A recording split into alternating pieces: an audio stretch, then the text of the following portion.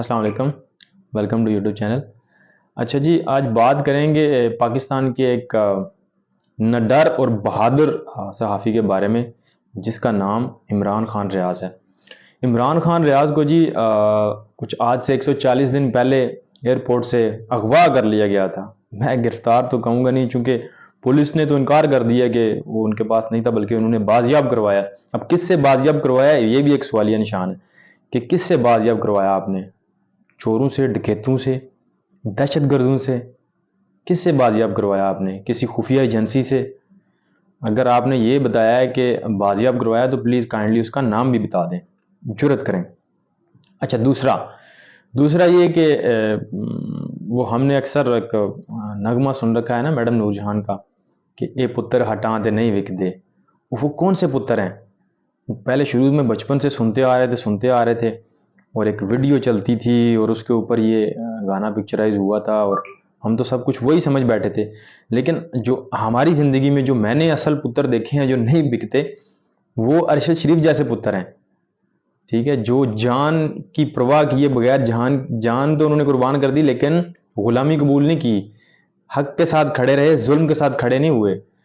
وہ عمران ریاض جیسے پتر ہیں کہ جنہوں نے للکار کے کہا تھا کہ تم ہماری آواز کو بند نہیں کر سکتے، ہمیں تو قید کر سکتے ہو، ہماری جو آزادی ہے، جو بولنے کی ہماری آزادی ہے، اس کو تم قید نہیں کر سکتے، اور اس نے وہ کر کے بھی دکھایا۔ اور پھر عمران خان جیسے وہ پتر ہیں جو جس کے بارے میں اس میں کہا گیا ہے کہ وہ پتر ہٹاں دے نہیں وک دے، وہ جس نے پبلک کو، عوام کو بتایا کہ یہ وہ امریکہ ہے جس کے بارے میں آپ کو کہتا تھا کہ اس نے ہمارا ملک تباہ کیا۔ اس نے کم کیا، ہمارے جو ملک کے جو ہمارے لیڈر رہے ہیں، جو مسلط رہے ہیں پاکستان پہ، ان سب نے اس کی باتیں مان کے، اس کے سامنے سر جھکا کے اس پاکستان کا بیڑا غرق کیا۔ ان کو قانون کے کٹہرے میں لانے کے لیے اس نے کوشش کی تھی، اور الٹا اس کو قانون کے کٹہرے میں کھڑا کر دیا گیا۔ اس پہ وہ ایک شعر یاد آتا ہے ثاقب مروئی صاحب کا، کہ وہ جو دنیا کی تباہی چاہتے ہیں، ہم ان سے خیر خواہی چاہتے ہیں، جو مجرم ہیں ہمارے، وہ ہم ہی سے ثبوت بے گناہی چاہتے ہیں۔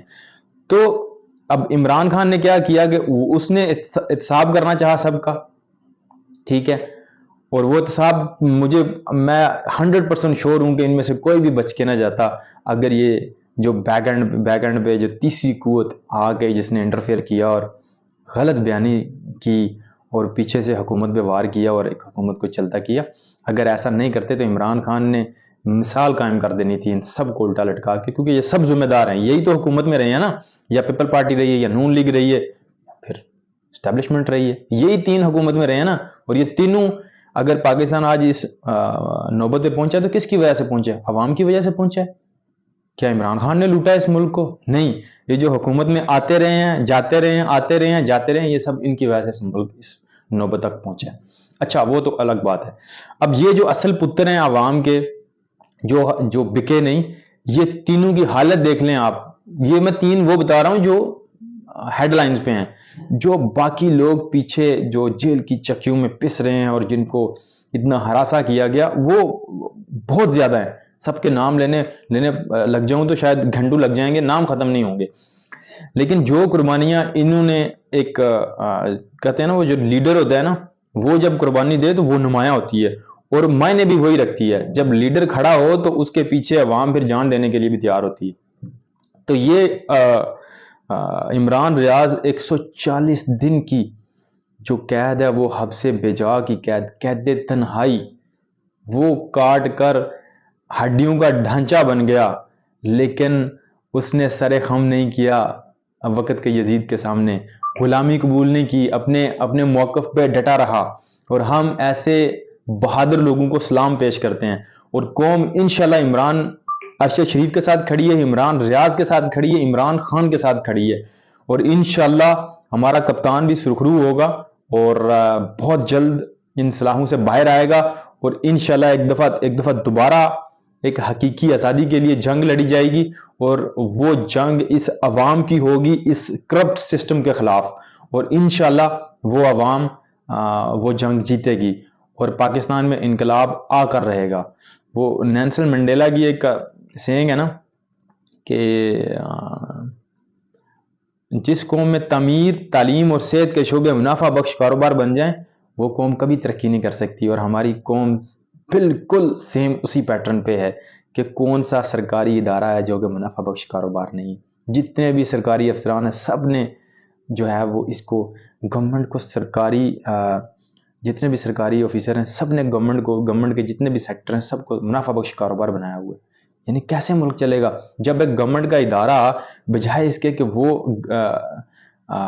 وداؤٹ یعنی عوام کے لیے سہولیات پیدا کرے، وہ الٹا عوام کو تنگ کرنے کے لیے کام کر رہا ہے. یعنی کون سے سرکاری ایسے ادارے میں آپ جائیں اور جہاں جا کے آسانی سے آپ کا کام ہو جائے گا. میں تو جتنے بھی سرکاری اداروں میں گیا ہوں ان کی حالت جو ہے نا وہ بدتر سے بدترین ہی دیکھی ہے وقت کے ساتھ. کبھی بھی کسی سرکاری ادارے کو اسٹیبلش ہوتے ہوئے نہیں دیکھا. ٹھیک ہے. اور عمران خان ریاض کی یہ جو تصویر آپ دیکھ رہے ہیں یہ پاکستان کی جمہوریت کے منہ پہ تماچا ہے.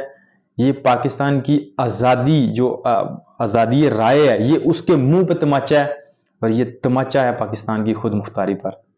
کیا آپ اس طرح لوگوں کو اٹھانا شروع کر دیں گے کہ جب آپ کو پتہ چلے کہ کوئی آپ کو بے نقاب کر رہا ہے، آپ کی کرپشن کو بے نقاب کر رہا ہے، آپ کے کارناموں کو بے نقاب کر رہا ہے عوام کے سامنے، تو کیا اس کو اٹھا لیا جائے گا، اس کو یوں قید کر دیا جائے گا؟ آپ نہیں کر سکتے اس طرح. پاکستان کی خدا کا واسطہ ہے، ہاتھ جوڑتے ہیں آپ کے سامنے کہ پاکستان کی عوام کو جینے دو اور غریبوں کو جینے دو. اس وقت پاکستان میں جس قدر جو مشکل سے غریب سروائیو کر رہا ہے، یعنی آپ اندازہ نہیں لگا سکتے کہ کس قدر مشکل حالات ہیں. یہ جو عیاش لوگ ہیں، یہ جو چند الیٹ کلاس کے لوگ مسلط ہیں پاکستان پہ، کیا یہ غریبوں